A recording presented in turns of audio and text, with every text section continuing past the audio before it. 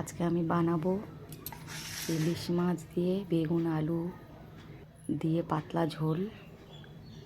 Tomato একটু নিয়ে নিয়েছি, কাঁচা লঙ্কা নিয়ে নিয়েছি, বেগুনটাকে নুন হলুদ দিয়ে মাখিয়ে নিচ্ছি, আগে থেকে কেটে রেখেছিলাম।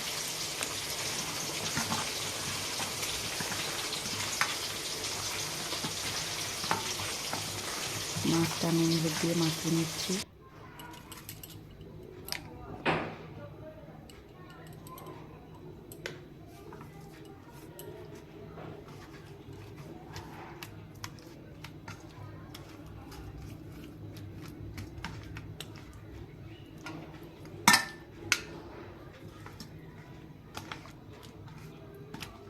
এই মাছটা ভেজে নেবো।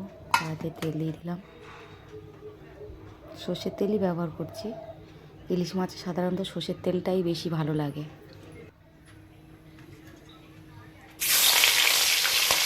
আপনাদের চাইলে আপনার শুকনো তেলে করতে পারেন।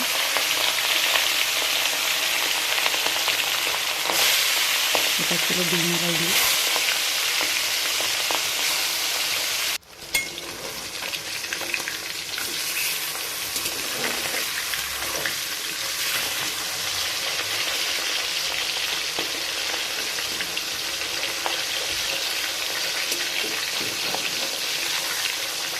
সবসময় সর্ষের পোস্ত দিয়ে খেতে ভালো লাগে না, মাঝে মাঝে একটু আলাদা টাইপের মাছটা করলে ভালো লাগে, তাই এভাবে করছি।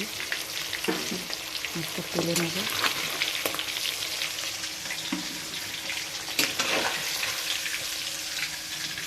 নিয়ে বেগুনটা ভেজে নেব।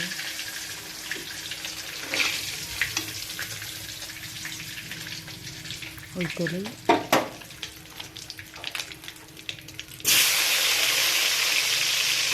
বেগুন আগের থেকে নুন দিয়ে মাখিয়ে রেখেছি।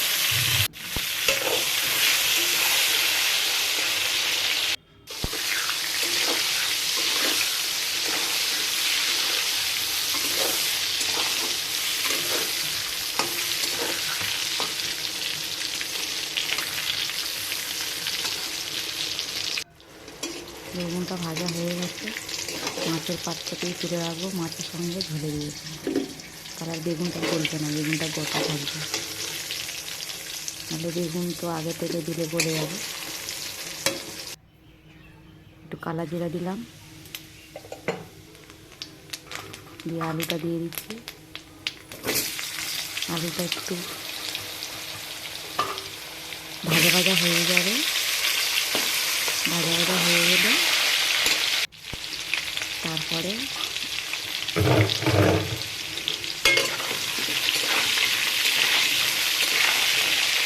ভাজা ভাজা করে নিচ্ছি। ভাজা ভাজা আলুটা হয়ে গেছে, এবারে লঙ্কা টমেটো দিয়ে দিচ্ছি।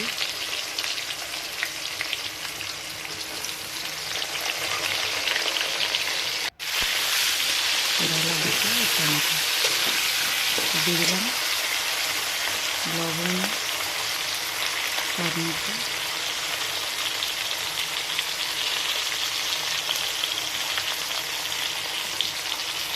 দিয়ে স্বাদ মতন হলুদ দিয়ে দিলাম।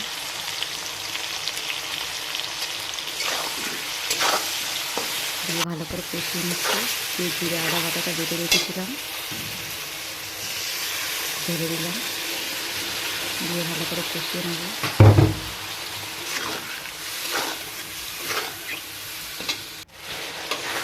কষানো হয়ে এসছে, তেলটা ছেড়ে গেলেই জল ধরে যাবে।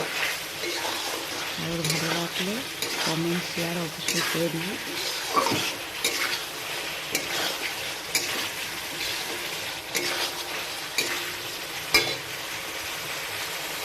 জলটা দিয়ে দিচ্ছি।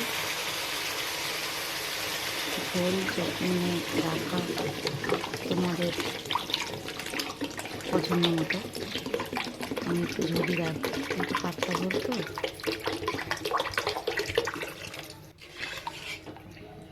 ফুটে রেডি হয়ে এসছে, তো মাছটা আর বেগুনটা দিয়ে দিচ্ছি। বেগুনটা ফুটিয়ে নামিয়ে নেব। বেগুন মাছ তো এমনি ভাজা আছে, বেগুন তো ভাজলেই গলে যায়। খেয়ে দেখবে কীরকম লাগে। ভালো লাগলে কমেন্ট শেয়ার করো।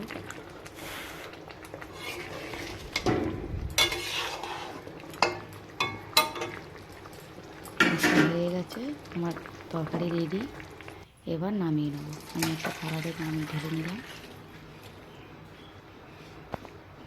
দেখো বেগুন আলু সব গোটা গোটাই রয়েছে, পাতলা ঝোল। ইলিশ মাছ পাতলা ঝোল ভালো লাগে খুবই। তার সঙ্গে আমি একটু আলু অ্যাড করেছি, আলুটা ভালো লাগে করে। একটাই তরকারি।